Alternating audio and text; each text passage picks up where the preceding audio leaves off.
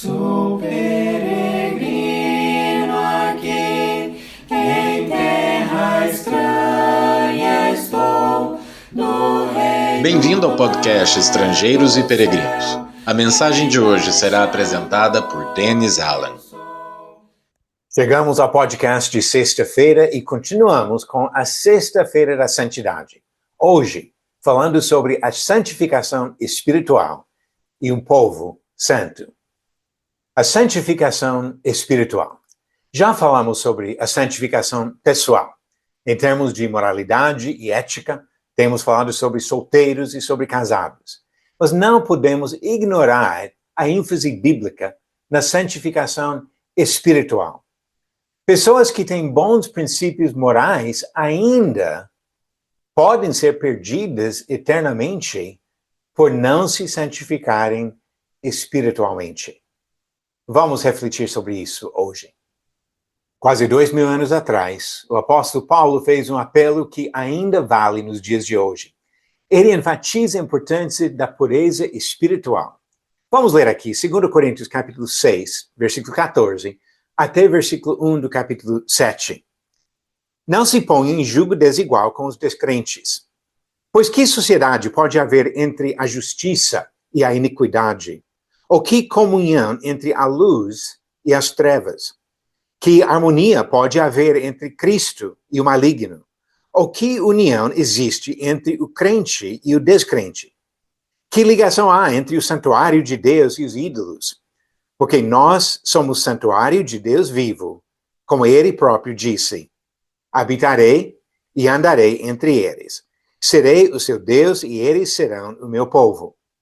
Por isso, o Senhor diz: saiam do meio deles e separem-se deles. Não toquem em coisa impura e eu os receberei. Serei o pai de vocês, e vocês serão meus filhos e minhas filhas, diz o Senhor Todo-Poderoso. Portanto, meus amados, tendo tais promessas, purifiquemo-nos de toda impureza, tanto da carne como do espírito, aperfeiçoando a nossa santidade no temor de Deus. Nestas palavras de Paulo, ele faz citações que vêm do Antigo Testamento, do problema da impureza espiritual do povo naquela época, especialmente o problema da idolatria. E ele faz esse apelo para a purificação de toda impureza, da carne e do espírito. E como já temos falado bastante sobre impureza da carne e a importância de deixar qualquer imoralidade, nesta mensagem vamos enfatizar a santificação espiritual. Como Paulo se baseou num princípio que já vem do Antigo Testamento, da santidade espiritual do povo do Senhor, vamos começar com o exemplo dos patriarcas. Abraão foi chamado quando ele morava além do Eufrates. Os antepassados dos judeus, na época, serviam ídolos. Josué fala sobre isso no apelo que ele faz no final do livro dele, no final da vida dele, Josué capítulo 24, versículo 15. Ele chamou os israelitas e falou para eles que vocês têm que decidir servir ao Senhor, o verdadeiro Deus, ou aos falsos deuses. E ele falou no versículo 15 de Josué 24, mas se vocês não quiserem servir o Senhor, escolham hoje a quem vão servir. Se os deuses a quem os pais de vocês serviram do outro lado do Eufrates, ou os deuses dos amorreus em cuja terra vocês estão morando. Ele acrescenta no versículo seguinte, eu e a minha casa serviremos ao Senhor. Então, os antepassados, talvez os antepassados do próprio Abraão, serviam falsos deuses, mas Abraão se dedicou ao Senhor e se tornou um grande exemplo de fé, talvez o maior exemplo de fé de todo o Antigo Testamento. Depois continuamos quando chegamos a Jacó. Quando ele voltou para Canaã, depois de 20 anos fora, quis se aproximar de Deus em Betel, que é conhecido como Casa de Deus. Deus mandou lançar fora os ídolos que a família dele havia acumulado e trazido da outra terra. Pode ler sobre isso em Gênesis capítulo 35, do versículo 1 ao 4. O ponto nisso é que para entrar na presença de Deus é necessário se livrar de todos os falsos deuses, de lançar fora todos os ídolos. Agora vamos avançar um pouco mais na história e pensar sobre a nação de Israel. Deus mandou limpar a terra. Quando Moisés deu instruções para o povo sobre como seria ao conquistar a terra prometida, ele falou que Deus mandou limpar a terra, tirar toda a idolatria e não seguir os deuses daqueles povos. Mas o povo não foi obediente. Falhou. Não expulsou totalmente as nações, e Deus deixou essas nações como adversários e laços com as influências negativas dos falsos deuses deles. O livro de Juízes fala sobre isso, especialmente no capítulo 2, versículos 2 e 3 e 20 ao 23. Pode ler como esses povos e as suas falsas religiões foram armadilhas e laços para o povo de Israel. E Juízes capítulo 3 mostra que o resultado foi exatamente isso. O povo de Deus foi corrompido pela influência desses povos pagãos, e assim, com o tempo e gerações passando, idolatria, geração após geração, Deus destruiu o reino de Israel por causa da rebeldia e da impureza espiritual. Vamos ler um pouco do que ele diz em 2 Reis, capítulo 17. Começando no versículo 7, ele disse: Isso aconteceu porque os filhos de Israel pecaram contra o Senhor, seu Deus, que os tirou da terra do Egito e os livrou do poder de Faraó, rei do Egito, e temeram outros deuses.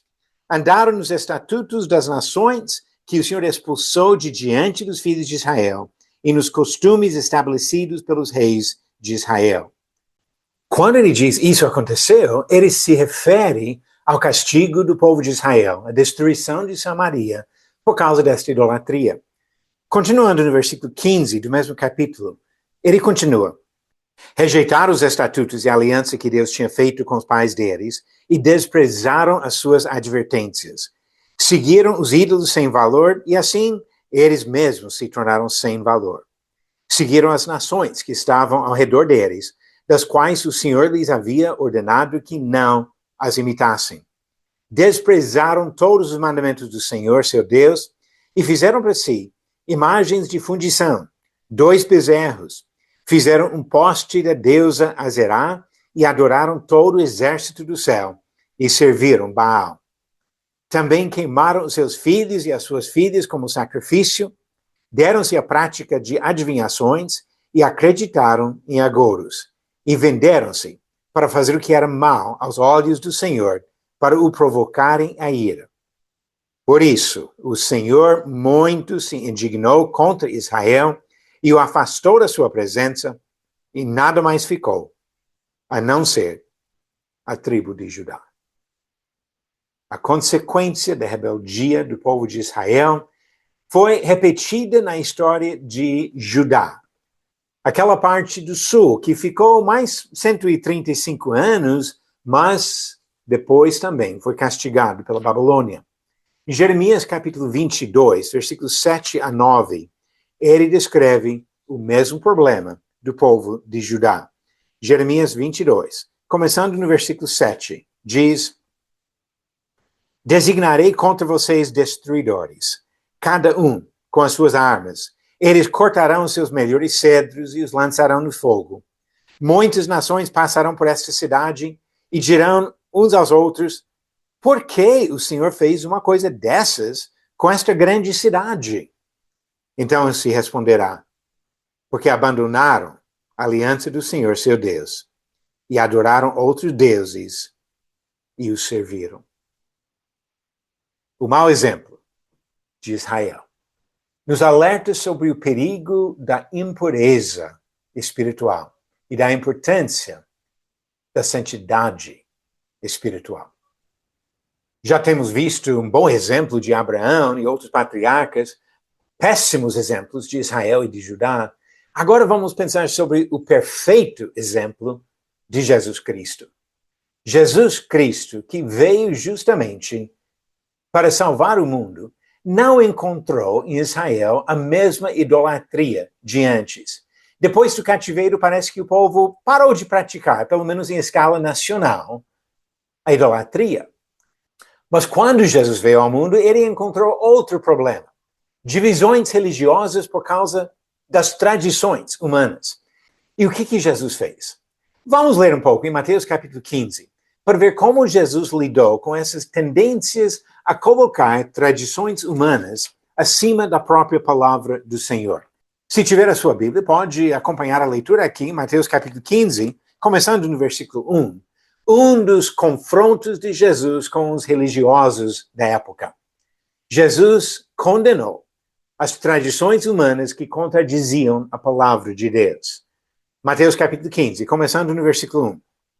Então alguns fariseus e escribas vieram de Jerusalém até Jesus e perguntaram: por que os seus discípulos transgridem a tradição dos anciãos, pois não lavam as mãos quando comem? Jesus, porém, lhes respondeu: porque também vocês transgridem o mandamento de Deus por causa da tradição de vocês. Porque Deus disse: honre o seu pai e sua mãe, e quem maldisser o seu pai ou sua mãe seja punido de morte.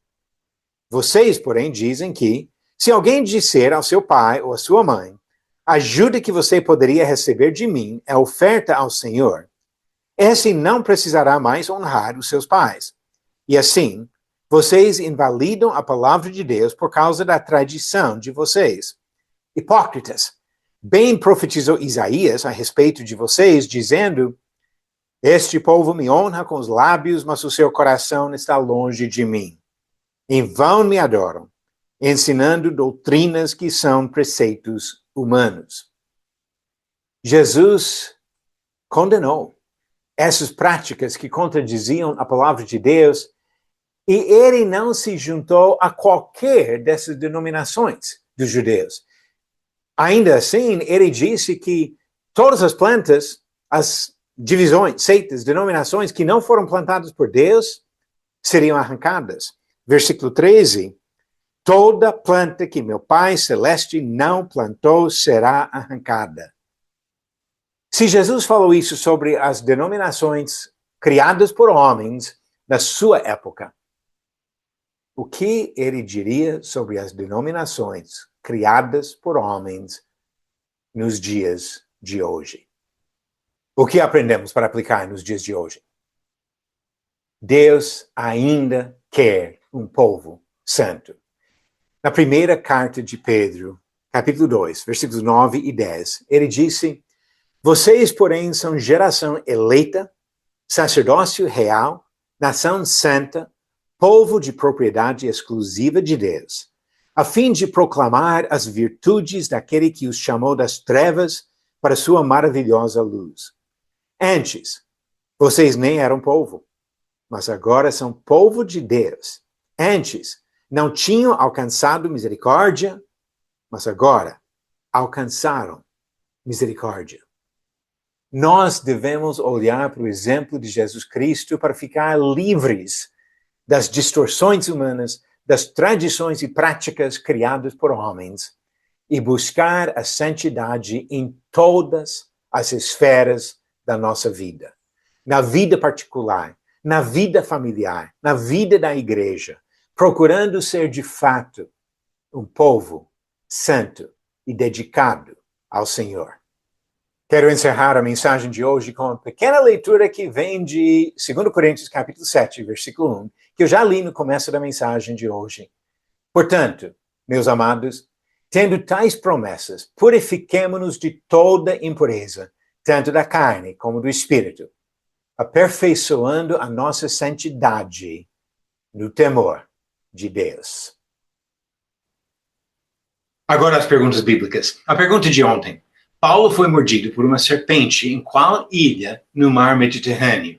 Alternativas: A, Chipre, B, Sicília, C, Malta ou D, Creta. A resposta certa? C, Malta. Encontramos essa história no começo do capítulo 28 do livro de Atos, onde as pessoas ficaram admiradas que nada de mal aconteceu quando Paulo foi mordido, demonstrando que Deus estava protegendo esse servo. A pergunta de hoje: qual dos seguintes homens não foi um dos primeiros 5 sacerdotes em Israel?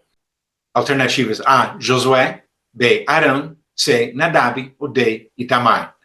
A resposta no final do próximo episódio. Deus quer um povo santo. Vamos procurar respeitar a vontade dele e nos purificar de toda impureza, tanto da carne como do espírito, para que nosso Criador e Redentor seja glorificado pela nossa vida. Obrigado por nos acompanhar nessa jornada pelas Escrituras. Volte amanhã para ouvir mais uma mensagem do podcast Estrangeiros e Peregrinos. Seguimos pelo mundo a viajar.